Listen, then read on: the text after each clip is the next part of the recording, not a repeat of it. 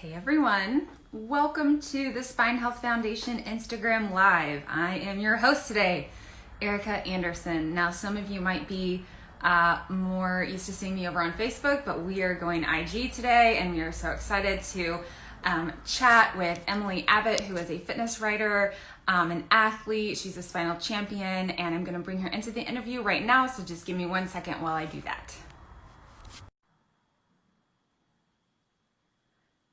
Hopefully it's going to work. It says waiting. Hey. Hey. Hi, Emily. How are you?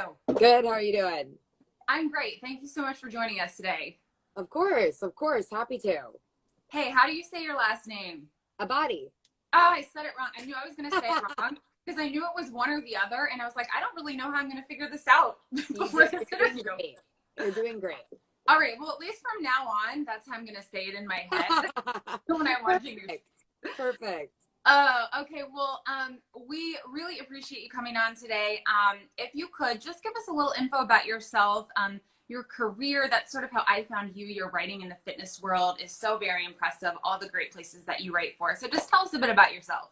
For sure. So my name is Emily Abbate. I'm a New York City-based podcaster, freelance writer, and wellness coach. I have been here, oh my goodness, for what feels like forever now, but in the city for about 9 years, a career journalist for over a decade. I have worked everywhere from Rodale and Cafe Mom to Condé Nast, where I was the fitness editor at Self Magazine.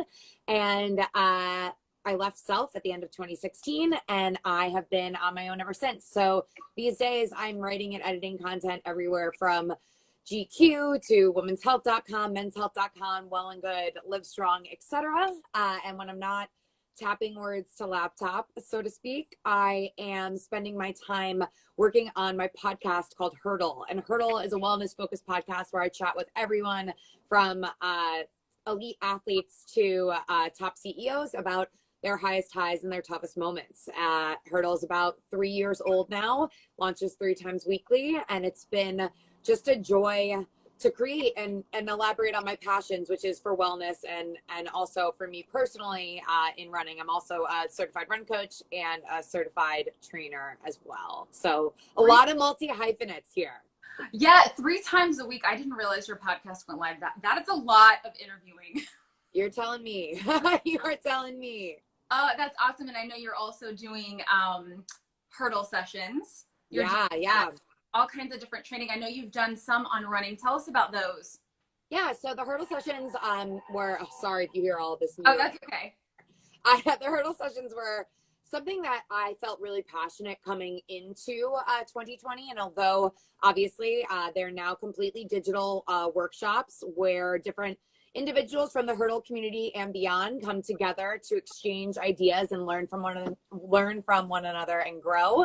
I definitely wanted to launch these in person this year, but this pivot has been a really beautiful opportunity for us to find really great ways to connect while broadening our horizons and again, learning from one another. So I've hosted sessions on everything from how to start and stay running, how to take your running to the next level, over to more like career oriented and self-help personal workshops, whether we're talking, intro to podcasting, intro to freelance writing, or how to find your power alone. Tonight, I'm hosting a goal setting workshop, which I'm so amped about. And I'll be doing that one a few times over, oh my goodness, in December when it's the city, we just get the it. Joy you get. We totally get it. Yeah, really. I was gonna say I'm always impressed by your energy, and I know the other day you posted a photo of your grandmother. And I was like, there is no way that lady is 90 years old. That is crazy. She is crushing. She's crushing the game at 90. I'm so grateful for her, and I'm grateful for her genes, and I pray that I look just like that when I'm 90 years old. Oh, that's awesome. So now what made you want to get into fitness writing specifically? What was your inspiration behind that? Great question. So I definitely started my career kind of covering all of the beats, so to speak, everything from news and entertainment to healthy living, food, entertainment, etc. But for me, I have a vested interest in health and wellness, specifically more so as an adult. In college, I weighed 70 pounds more than I do now. I lost that weight in what I like to call two different phases. For me, the first phase was learning how to eat better, and the second phase was learning how to love running and activity. For me, at that time, weighing over 200 pounds, I was not happy in my body. I felt really uncomfortable. And of course, I do believe that there is health at different sizes, but for me at that size, it wasn't comfortable. And so I decided to make a change. And again, through those two phases of time, lost about 70 pounds over the course of like 3 or so years. And I have been able to maintain that weight loss and keep it off for quite some time now. And so for me, when it came to entering the world as a wellness journalist, although starting my career touching a broad variety of topics, I really felt that I wanted to take ownership over a certain area and become an expert in my field. So not only did I start covering primarily health and fitness and wellness as a whole, but then I became, as I mentioned at the top of this, a certified personal trainer, a certified run coach, so that when I worked with various experts in my field, we could create fact-based, smart content using both my certifications and their certifications to make sure that we were on the right page. That's awesome. I want to talk a bit about the running. So what's interesting I've found since coming to the Spine Health Foundation, and just for myself, I've had back problems, I've had back surgery, but I also, I say am a marathon runner. I don't run them anymore, but I have run 9 marathons. So I feel like you and me, I think I can call myself that. And you've done 9 or 10, right? We're 9 together, sister. Oh, sweet. I know. I'm like, I don't know if I'm going to get to 10 because of my back issues. But what's so interesting is that so many people in our community are athletes. And I think athletes are really the ones that get the most scared when something flares up. So first, tell me a bit about the marathon. I know that a lot of marathon junkies, it's just like there's something about that distance. I don't know what it is, the 26.2, but you want to get there. So what is it about the marathon specifically that you love?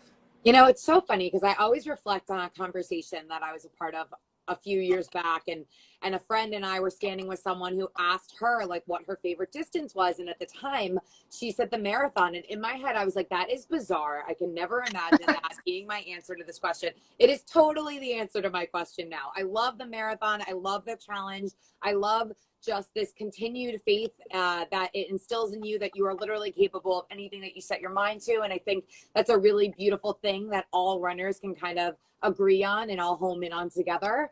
So for me, I ran my first marathon many moons ago now in Hartford, Connecticut. I think it was in maybe 2013. And since then, I've run everywhere from Dublin, Ireland to New York to Boston to Chicago. I'm just so grateful for that.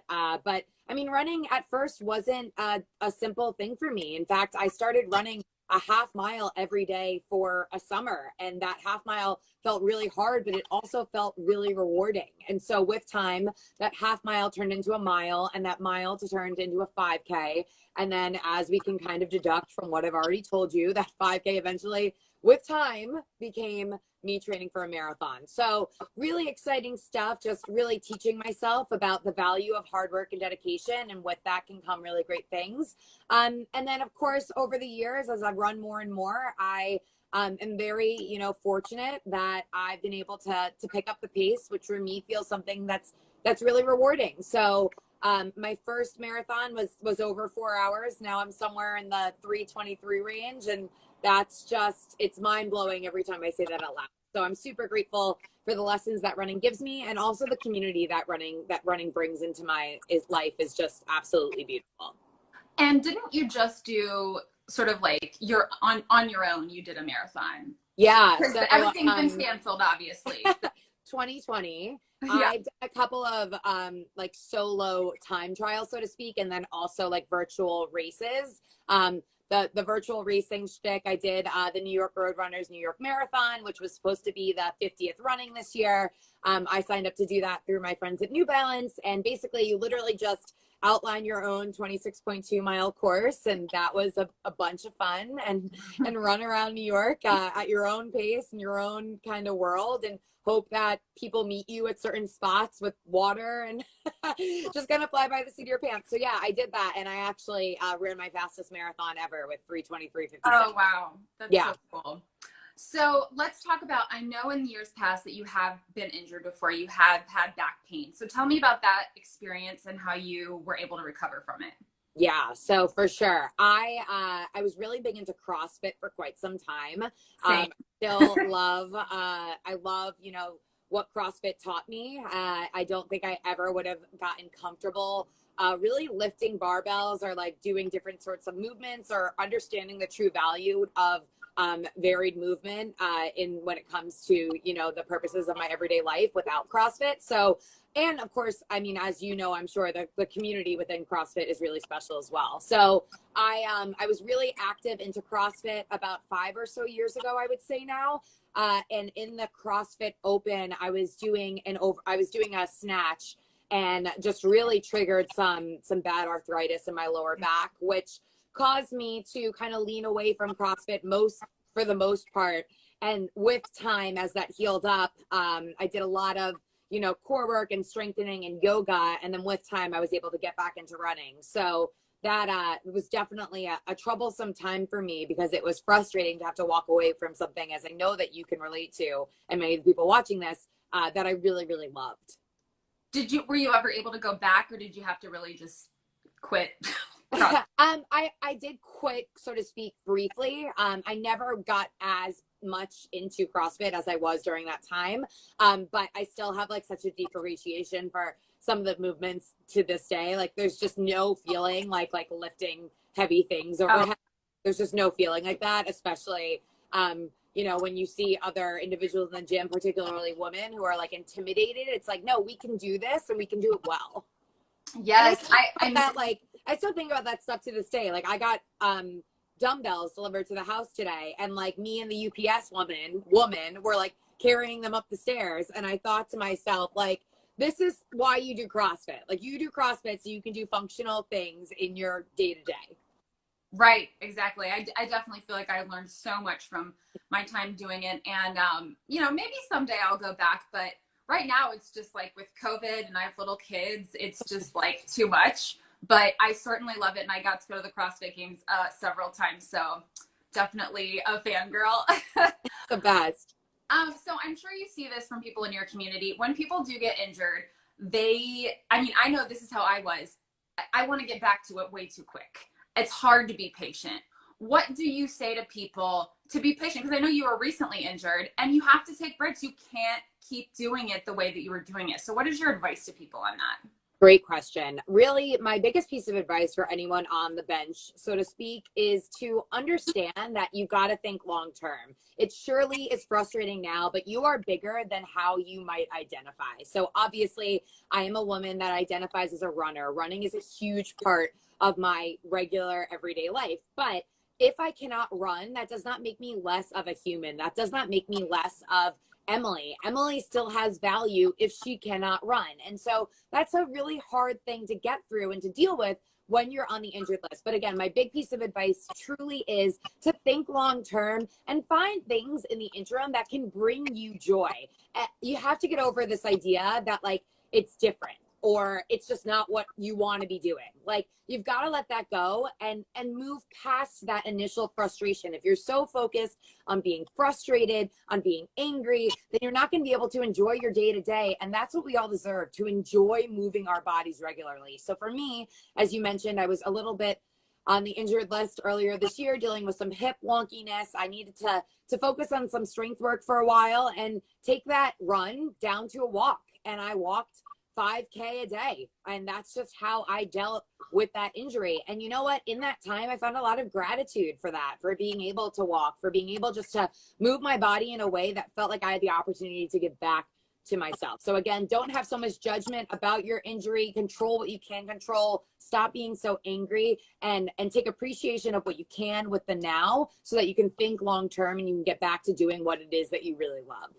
Look, we're getting a hurdle session right here on Instagram Live. Got you. I've got you. Okay, I'm going to close with this question. So when it comes to, your life in general and what you do for a career, but also just navigating COVID in the middle of New York City, I mean, that's tough. I mean, I know there's not a lot going on there right now, and you've had to be there this whole time, and it's a city that you love. But given all of that, who are some people or maybe some things that you do for inspiration? What do you look for each day in order to sort of get yourself through and stay positive? I think it's really important that although it is super great to have those people that you look to for inspiration, role models, and cultivating a community, what's really important is to bring that source of inspiration back into your own hands sometimes. So where can you be grateful in your own life? For me, as you mentioned, COVID has been certainly an interesting time here in New York. We've gone through the thick of it many, many moons ago, it feels like now. Of course, everyone has their opinions on what's coming down the pipe, but through all of it, I have been really grounded in my gratitude practice. So I wake up every single day, I write in a journal, just like kind of some reflections. And at the end of that journal entry, I stop to write one highlight from the last 24 hours, one thing that made me smile, made me happy, an interaction I had with one person.